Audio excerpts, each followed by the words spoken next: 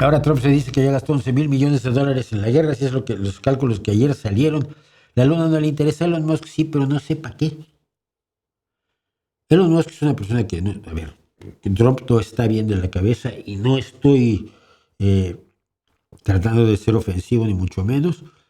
Trump tiene problemas de conducta y de percepción y de cognición gravísimos, muy determinados por su narcisismo, la idea de que lo sabe todo mejor que nadie, que no necesita asesores ni acudir a la ciencia ni acudir al conocimiento.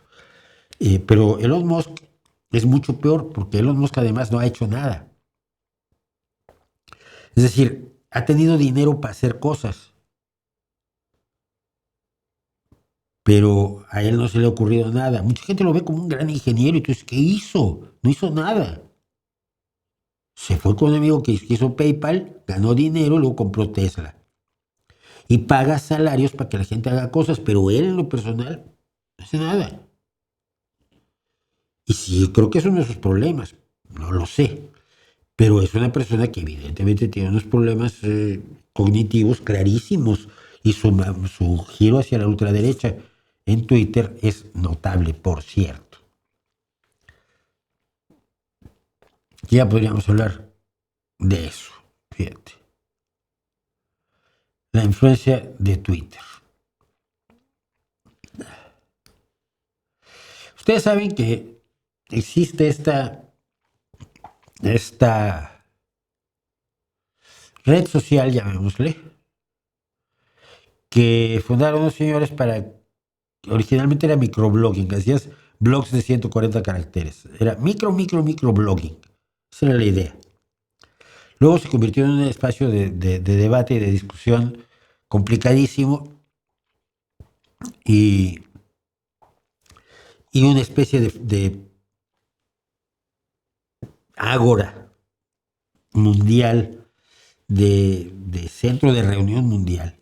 Se llamó Twitter.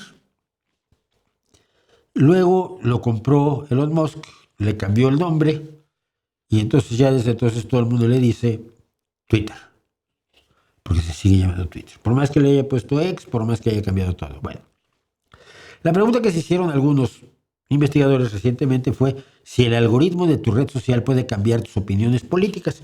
Un grupo de investigadores decidió averiguarlo haciendo un experimento con 5,000 usuarios reales de Twitter. Dicen X, pero es Twitter. Solo Elon Musk cree que se llama X. En el verano de 2023, meses después de que Elon Musk comprara la red, dividieron a los usuarios al azar.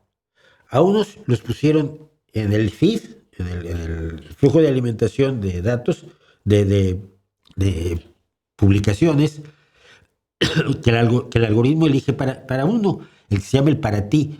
Yo no tengo el para ti porque yo uso TweetDeck desde siempre para organizar mis listas de lo que me interesa, política, música, noticias, amigos, y no veo el feed para ti que se inventó, por cierto, Elon Musk. Y otros tenían el feed o la alimentación de publicaciones cronológicas que simplemente muestran lo que publica la gente a la que ellos siguen. Entonces, dos grupos.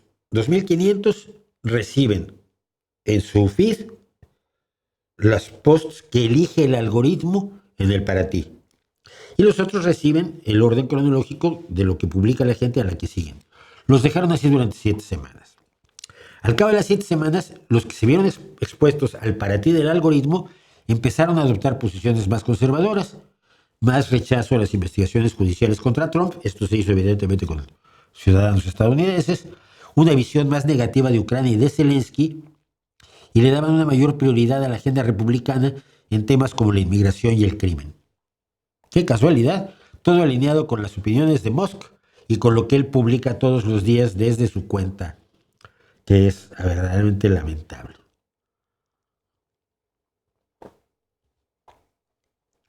¿Cómo logra eso el algoritmo? Hace que aparezcan menos los medios de comunicación tradicionales en un 58% y reemplaza esas publicaciones con contenido de activistas políticos, sobre todo conservadores, de ultraderecha. Y poco a poco va logrando a que estas personas sigan a algunos de ellos. Alguno que dice algo que te suena razonable. Oye, no, no se debería obligar a que haya una persona trans en todas las películas. Tienes razón, es absurdo, sí. A veces, entonces, ahora ven, apúntate a la derecha en todo esto más conmigo. No, no, espera. Que puedas tener razón en algo, no me debería enganchar, pero a la gente le engancha. Cuando apagaron el algoritmo y dejaron que los dos grupos recibieran el feed cronológico, las opiniones no se revirtieron. El algoritmo rediseñó el entorno informativo de modo que viera la gente las cosas como si hubiera llegado solo a las conclusiones a las que estaba empujando el algoritmo. Y decía el autor de esto, y de veras debería darle crédito: X se está convirtiendo en el principal medio de comunicación del mundo. Es una herramienta fabulosa para aprender y estar informado, pero a diferencia de los medios tradicionales, este no te dice lo que piensa, te entrena para que lo pienses tú. Y esa es una de las razones por las que yo sigo en Twitter. Lo comentaba el otro día con Víctor Guillot, y ayer estuve buscando a Manu Bravo en Twitter, precisamente porque quiero ver si podemos tener otra conversación, y vi que ya no está en Twitter. Manu Bravo cerró su cuenta en Twitter, lo fui a buscar a Blue Sky, en Blue Sky sí está. Yo le mandé el video que hicimos de su propia voz de los refugiados ucranianos, y le dije, bueno, si hay oportunidad me gustaría tener otra conversación contigo en el canal. Mucha gente se ha ido de Twitter y yo creo que es un error, porque al enemigo hay que enfrentarlo en su terreno. Y ese es Twitter.